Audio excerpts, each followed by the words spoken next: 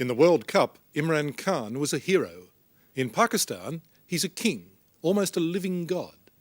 His country is one of the poorest in the world, crying out for help. And Imran Khan has answered that call. He's using his fame to raise a fortune to help cancer victims in Lahore, the town where he was born. He's building a new hospital there, which eventually will provide 20th century medicine and, it's hoped, save hundreds of lives. देख के मेरा कंधा ठीक नहीं है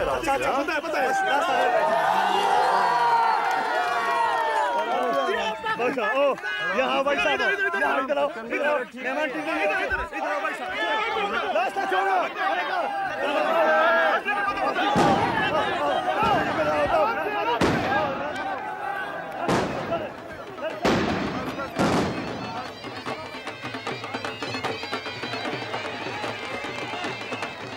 Back home with Imran Khan.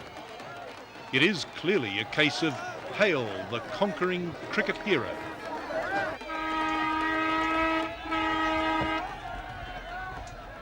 Amazing, the World Cup fever, I can't believe it. It is absolutely amazing, it is. Pakistan is a country of 115 million people, and if they had their way, every one of them would touch him, thank him. So they've come through the back window now. Everywhere he goes, he's mobbed.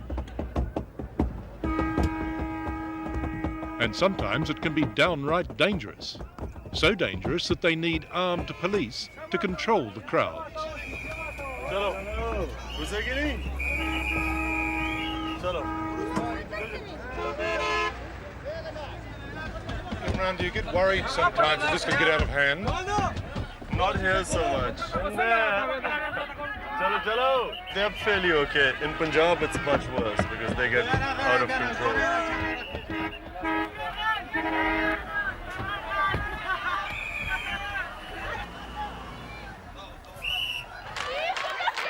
In Pakistan, good Muslim girls are not supposed to go crazy, to carry on like Western teeny boppers at a rock concert.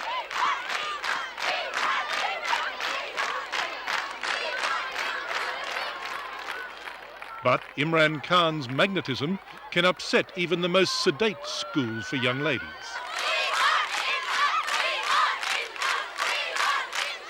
Hundreds of them are out there screaming, "We want Imran, we want Imran." And you wouldn't even come out to them. Why? Mainly because the principal said that she wouldn't be able to control them, and that it was best that I went through the back entrance.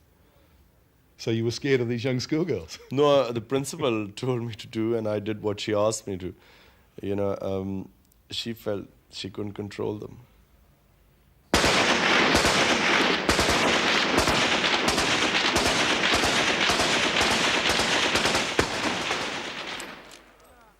These are Imran Khan's people, the Pathan people, from the northwest frontier.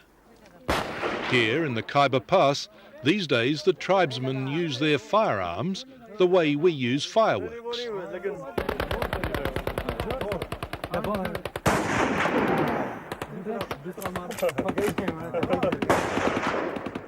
But back in the days of the Raj, the fiercely independent Pathans gave the British a hiding on the battlefield.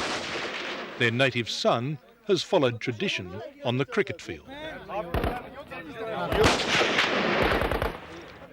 You know, you won't soon, we won't be able to move. What was this that you were showing me here? Excuse me, this is hashish. Excuse me, ma'am. Hashish? Yes. Imran Khan has the freedom of this city, even here in a Peshawar bazaar where they trade in contraband. Smoke it. Is good quality? It's supposed to be pure. Well, I haven't tried it. हाँ ले लो ना जल्दी. किधर से? चलो भाई Wander with him for a while and you strike something even more incongruous. At this shooter's supermarket, they've been buying raffle tickets to support Imran's favourite charity. You see, these were the tickets sold for our school's campaign where we collected something like $1 million by selling those tickets. Oh, and so he bought a ticket. Yeah, he must have bought a 20-rupee ticket. So they asked him, did he buy it because it had you on it? He bought it. No, because he knew it was for the hospital. These tickets were sold to collect money for the hospital. This is a country that can do with every new hospital it can get.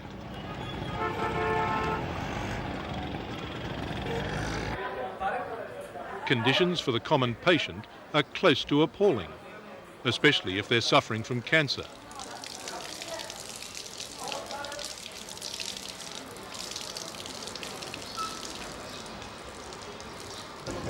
In most of the hospitals, the poor people suffer. You know, really, they don't have the money, they can't get rooms inside, they can't get medicine. What's your goal? Well, initially really to provide cancer care of top quality, and most importantly for the poor people here, free treatment. Imran wants more for his country than simply cricket supremacy. He's capitalising on his popularity, trying to raise $22 million for his own hospital, a project already underway and a project with which he's obsessed. Well, Richard, this is my vision. It's not just a hole in the ground, is it? Something I have worked for now 7 years, and finally seeing this, I cannot even express the amount of fulfillment, sense of achievement I felt whenever I walk in through that door. It means more to me than anything I've ever done or achieved in life. It should open next year and will be called the Shaukat Khanum Hospital, named after Imran's mother, who died from cancer. It was the most painful experience I've ever gone through, watching her die and especially suffering. And when we knew she was going to die, the last 3 months in pain, probably changed my whole course of life. You're 39 years of age, almost 40, and you're still full of idealism, aren't you? Yes, but, it was through this idealism that we've got so far. Everyone discouraged me for the first 3 years. Everyone said it's impossible, you won't get far, where will you get the money? But we have got this far, and I really believe that I'm going to do it. I've had doubts in other things in life, but for some reason I've never doubted that we're going to make this hospital. For this man, the memory of his mother is probably what matters most. Next might come his love for Pakistan, and then his devotion to his religion. We pray 5 times a day. Right, this is the mosque here, this little one. Yes. Do you mind if I come in? No, not at all.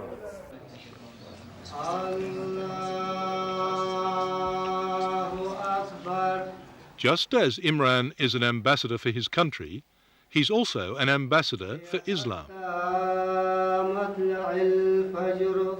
Islam always gets the worst publicity in the West. Either you have veiled women, you have, screaming fanatics, you have sort of terrorism, and that's how Islam comes out here. People have no idea.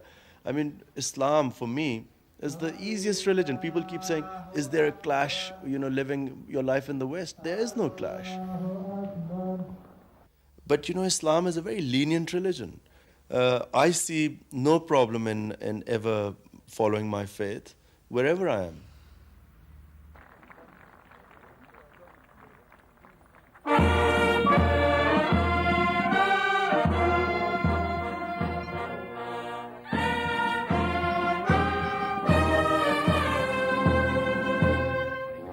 Imran is conscious of the contradictions that abound here. A country where the Prime Minister can host a garden party for successful cricketers just a full toss away from the poorest slums.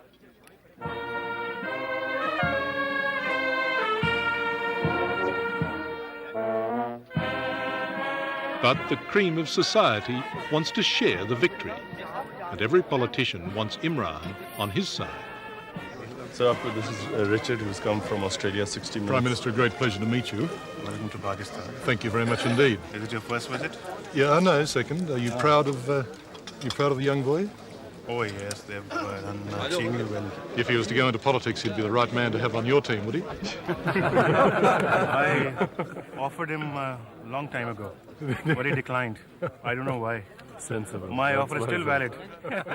Well, I really have thought about it, because I was offered twice to come into politics. And really, it's something I know that, one must know one's limitations. I know I'm not meant to be a politician. Do you care about the corruption that pervades the country here? Yes, of course, one cares. We try and everywhere you go, if you go to a dinner table, the main conversation, no matter where you go, is invariably comes on politics, the sort of what's wrong with the society. And yet people seem incapacitated to do anything. And that's why I say that I try and do what I can, and I realize my limitations. But do you need a revolution? Yeah, I think so. I think maybe a revolution is the answer, provided it's the right one. You don't feel the situation here is hopeless? Hopelessness is a sin in Islam. It's very specifically in Quran it states that for a Muslim to ever think of hopelessness as a sin, which I kept telling my team, by the way, during the World Cup, and things were at their worst, lowest ebb.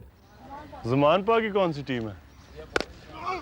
Because of one man, cricket has become a second religion in Pakistan. This is where Imran played his first game. We had very high cricketing standards here. It's a classy concrete pitch in the Toffs end of town. But now kids are taking up the bat and ball all over the country.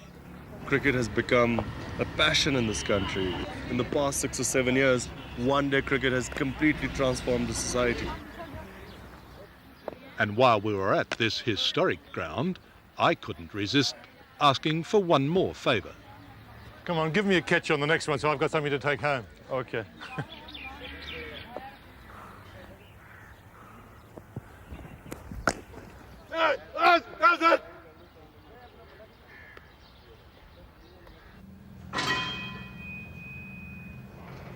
Imran is now nearly 40.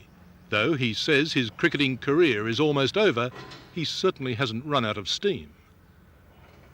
He's a fierce, courageous and generous sportsman. But these days he's devoting most of his energy to other, more lasting things.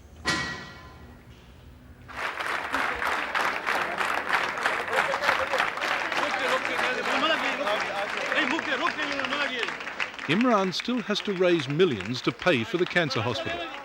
So most evenings you can find him raking in the rupees from those willing to pay for the privilege of just being in the same room. Do you like Imran Khan? Yeah, who doesn't? Who doesn't? There are women all over the world that like him. Yeah, but I think they can see the person through the features, I think. Yeah, he's good looking, but I think basically he plays well and he's a nice guy. He's extremely nice, isn't he? Yeah. So when are you going to break a lot of hearts and get married? Well, let me just say one thing about marriage. I view marriage in a very straightforward manner. I think that it's a huge responsibility to have, and especially to have children, which is the main reason one must get married. And really, if one doesn't feel one can live up to that responsibility, one shouldn't go into it. Because, you stand to wreck other people's lives. And I've seen it happen. I mean, in cricket, it's a full time, you go all over the world traveling 4 months on a cricket tour. Then you again come back and go somewhere else. I mean, to do justice to a marriage the way a cricketer leads his life, I don't know, some players might have done it, but I've seen a lot of cricketers' marriages on the rocks. And I've always felt that I wouldn't have done it justice. He's an extremely good-looking man, isn't he? Yes, he is. Does everyone think that? Most of the girls do, I think. Do they? Is that Yeah. why there are so many young girls here tonight? Yes, I think so, but most of the girls have bought the ticket because they wanted to pay tribute to the national hero. To the national hero? Yeah. Not just the most eligible bachelor? No, not just that. And we pay lots of respects to him for what he did for Pakistan.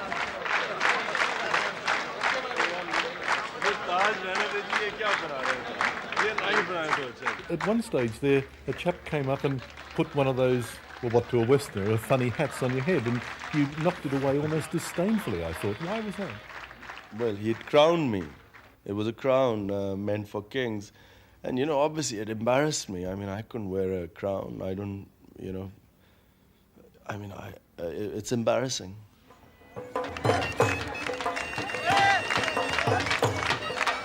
It might be embarrassing for Imran Khan, but that is the way that millions of Pakistanis feel. To them, he is their king of cricket. I don't consider myself a messiah, and I don't consider that I can solve people's problems. But I do feel that whatever I can do in the position I am, I must do that. And that's a big responsibility.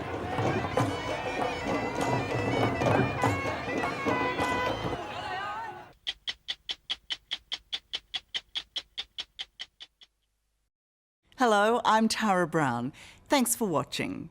To keep up with the latest from 60 Minutes Australia, make sure you subscribe to our channel. You can also download the 9Now app for full episodes and other exclusive 60 Minutes content.